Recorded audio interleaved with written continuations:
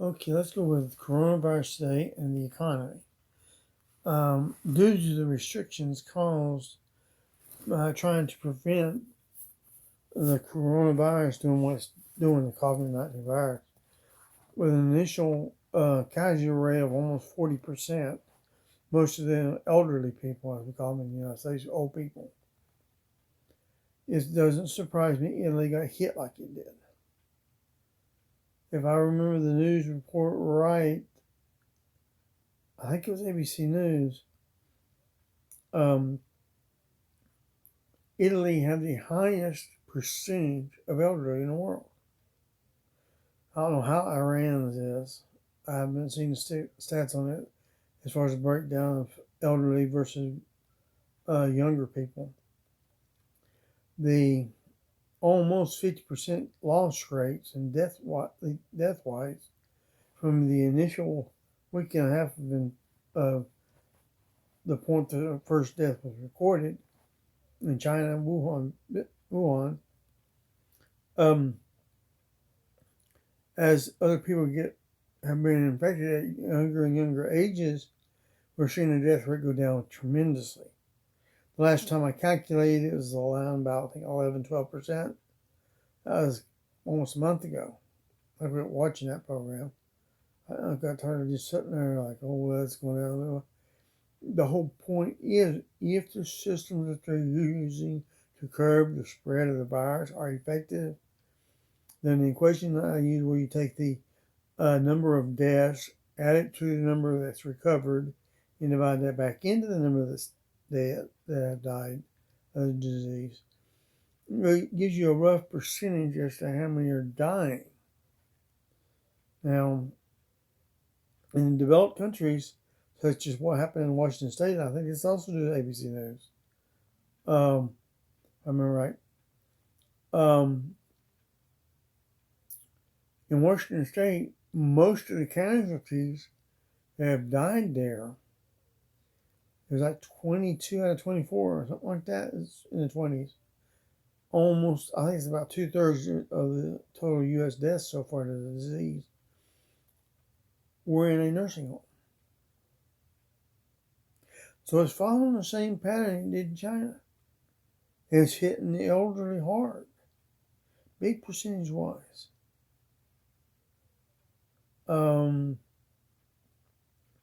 Infection, if you're over a certain age, almost will mean death, even with treatment. Like I was listening, I think it was ABC News as well, about an elderly person over the age of 70 that breaks their arm. Or is it their leg? Well, whatever. Whether it's arm or leg, you have to look it up. One of them is either arm or leg. If they broke it, not amputated or anything like that, just broke their leg. It reduced their life expectancy to just 18 months from the time they break it.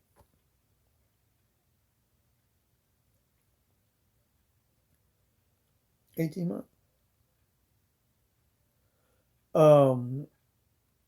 Things like that have to be accounted for.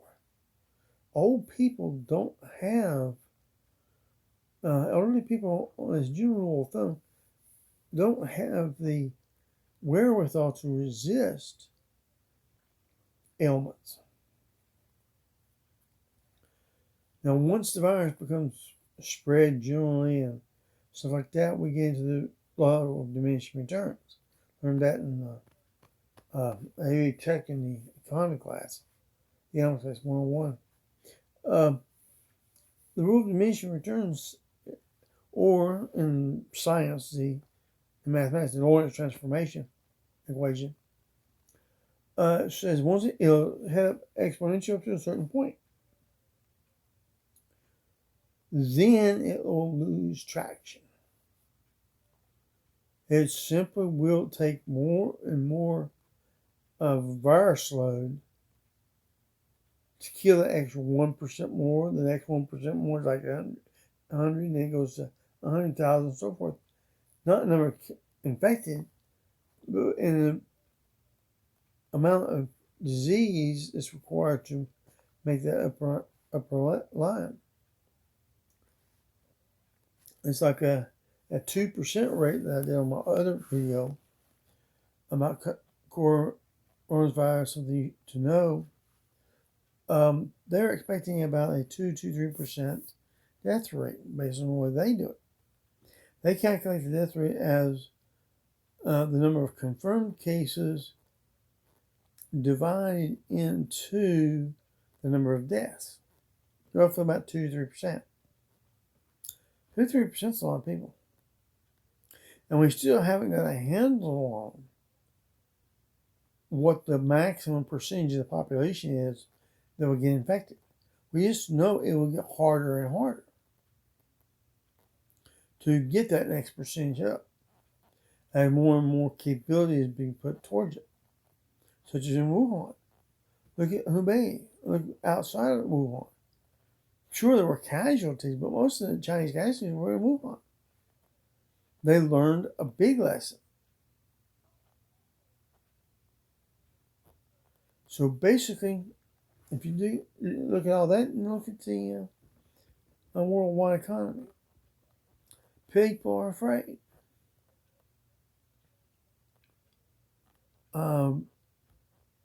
Money,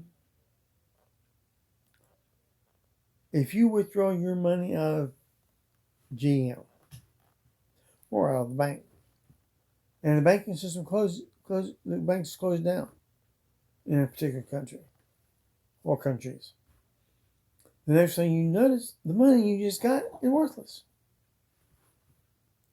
So I wouldn't withdraw my money from the bank, because if I withdraw my money from the bank, it will become worthless.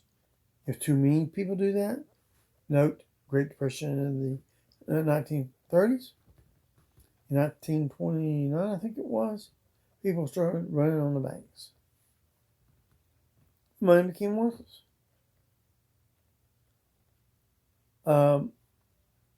So withdrawing your money defeats the whole purpose of a bank. The main purpose of a bank is to save money for long-term care of a person, such as retirement funds or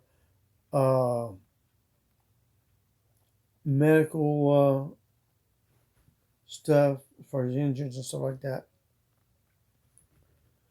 So the best thing to do is not to worry about whether you got money in your bank or not. If you don't need it immediately, don't be withdrawing it. It's just a waste of time.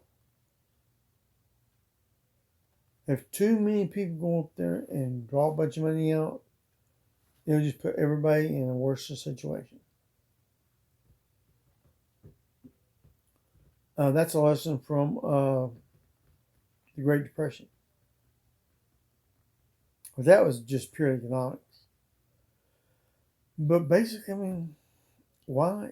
I mean, you're like, well, where am I going to put my money if I withdraw it? Okay, let's say you're going to withdraw $2,000 from, say, Bank of Philippines. If the U.S. is hit with a disease, well, what good's $200,000? If we're all getting hit by the same pandemic, this is a pandemic now, worldwide already, official by the WHO. That means every country in the world is unsafe. Too much gold and silver hid in a safe deposit box or something could be stolen.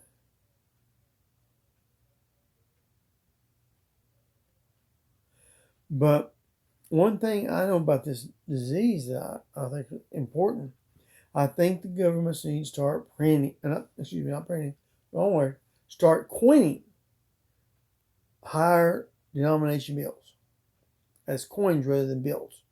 Coins can be washed, sanitized. A dollar bill can't.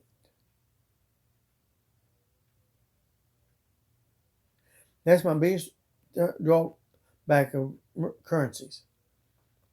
Coins can be sanitized, bills cannot. So if you do want to withdraw something, invest it in coins. Not old coins, not clutches. I'm just talking about pennies, nickels, dimes, whatever your currency is. That's U.S. currencies.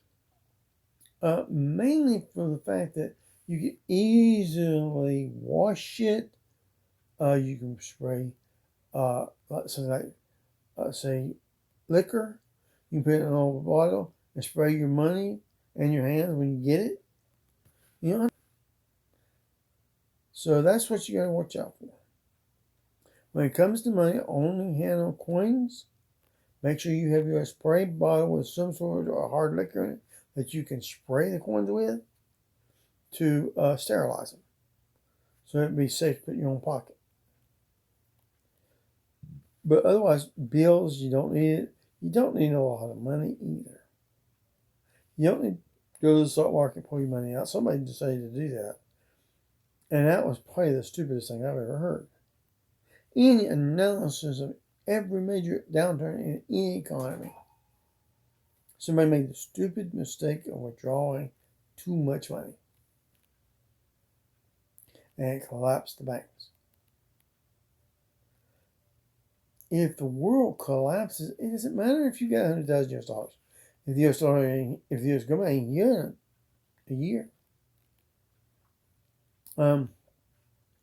So what are you going to do with your money?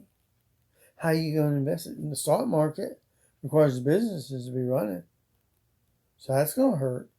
The banks require you need money as well to operate.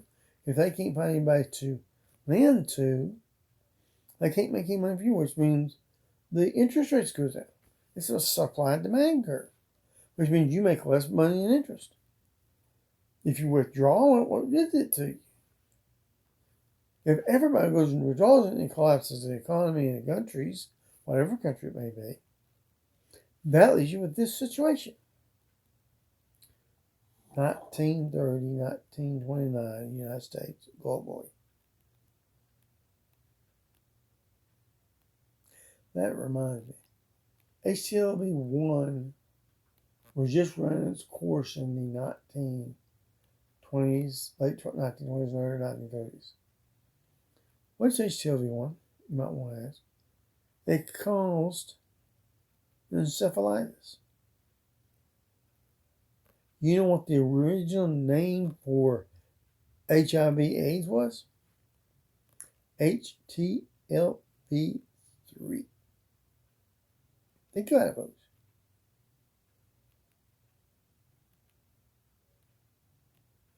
You guys have a good one.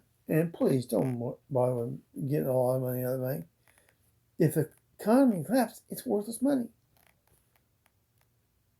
Gold can be stolen. Silver can be stolen. Jewelry can be stolen.